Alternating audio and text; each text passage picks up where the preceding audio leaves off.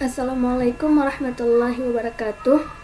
Jadi di sini saya akan membahas salah satu dari materi akuntansi, yaitu akuntansi akad wadiah. Pengertian akad wadiah. Wadiah merupakan simpanan atau deposit barang atau dana pada pihak lain yang bukan miliknya untuk tujuan keamanan. Wadiah adalah akad penitipan dari pihak yang mempunyai uang atau barang kepada pihak yang menerima titipan, dengan catatan kapanpun titipan diambil, pihak penerima titipan wajib menyerahkan kembali barang atau uang titipan tersebut, sehingga pihak yang dititipi menjadi penjamin pengembalian barang titipan.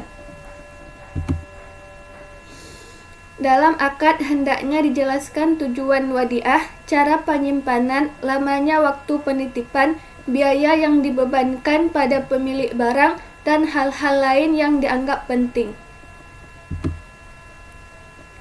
Jenis akad wadiah atau PSAK 59. 1.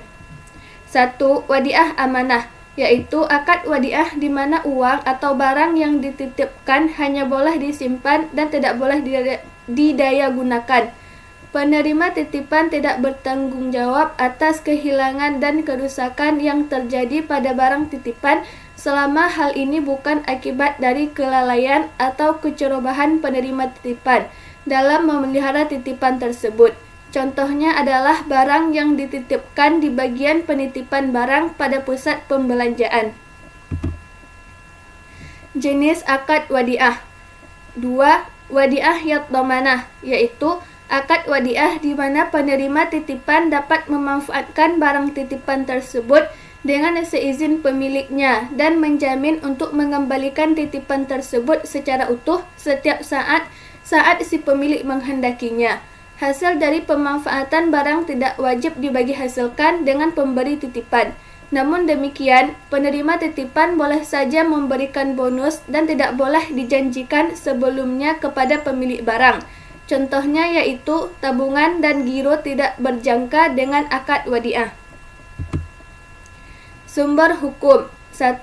Al-Quran. Terdapat dalam Al-Quran surah An-Nisa ayat 58 dan Quran surah Al-Baqarah ayat 283. 2. Sunnah. Salah satu di antara hadis Nabi yang artinya yaitu, tunaikanlah amanat itu kepada orang yang memberi amanat kepadamu, dan jangan kamu mengkhianati orang yang mengkhianatimu. Hadis riwayat Abu Dawud dan Al-Tirmizi. Rukun wadiah yaitu: 1. Barang yang dititipkan. 2. Orang yang menitipkan atau penitip. 3. Orang yang menerima titipan. 4. Ijab qabul. Aplikasi wadiah dalam bentuk: A. Giro wadiah.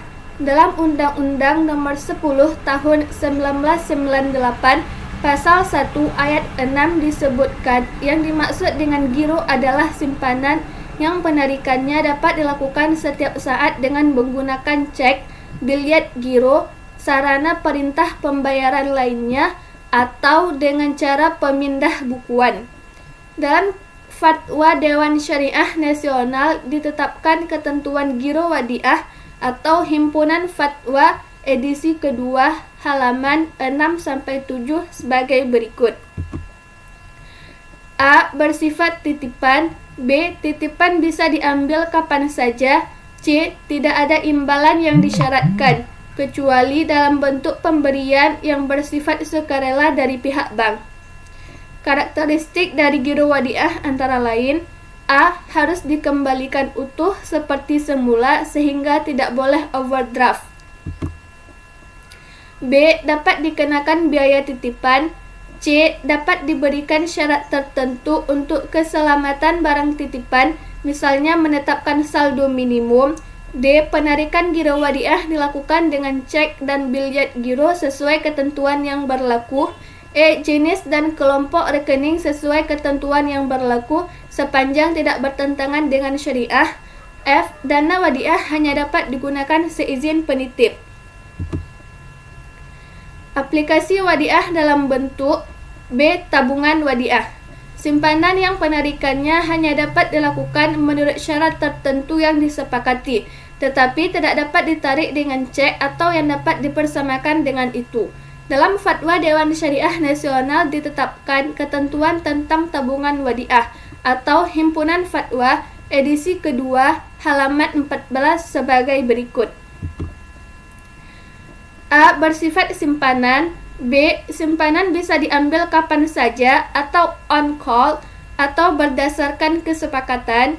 C. Tidak ada imbalan yang disyaratkan kecuali dalam bentuk pemberian yang bersifat sukarela dari pihak bank. Selanjutnya, Jurnal Akuntansi Wadiah. 1. Jurnal Penerimaan Setoran Tunai Wadiah. Kas didebit. Ketika nasabah menyetorkan uang kepada bank, maka kas bank bertambah didebit. Giro wadiah dikredit. Rekening giro masuk ke liabilitas. Jadi kalau bertambah dikredit. 2. Jurnal Penarikan Giro Wadiah. Giro wadiah didebit. Kalau nasabah narik, sudah pasti rekening nasabah akan berkurang. Kalau rekening nasabah berkurang, berarti kita debit. Kemudian kas dikredit. Karena diambil tunai, otomatis kasnya bank berkurang. Kalau kas berkurang dikredit. 4. Jurnal transfer giro wadiah ke rekening nasabah lain. Ditransfer. Giro wadiah di debit. Berarti rekening giro wadiah berkurang di debit, Bank Indonesia di kredit. Yang bertambah adalah rekening Bank Indonesia di kredit. Selanjutnya yang kelima, jurnal pemberian bonus kepada nasabah. Beban bonus wadiah di debit. Kemudian bank mengakui bonus yang diberikan kepada nasabah tersebut sebagai beban bonus. Karena itu mengurangi dari pendapatannya, maka itu dianggap sebagai beban. Kemudian giro wadiah di kredit.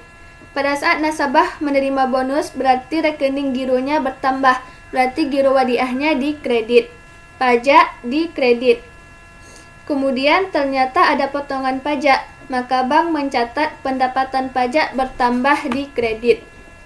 Baik, sekian dari saya. Mohon maaf apabila terdapat kesalahan. Assalamualaikum warahmatullahi wabarakatuh.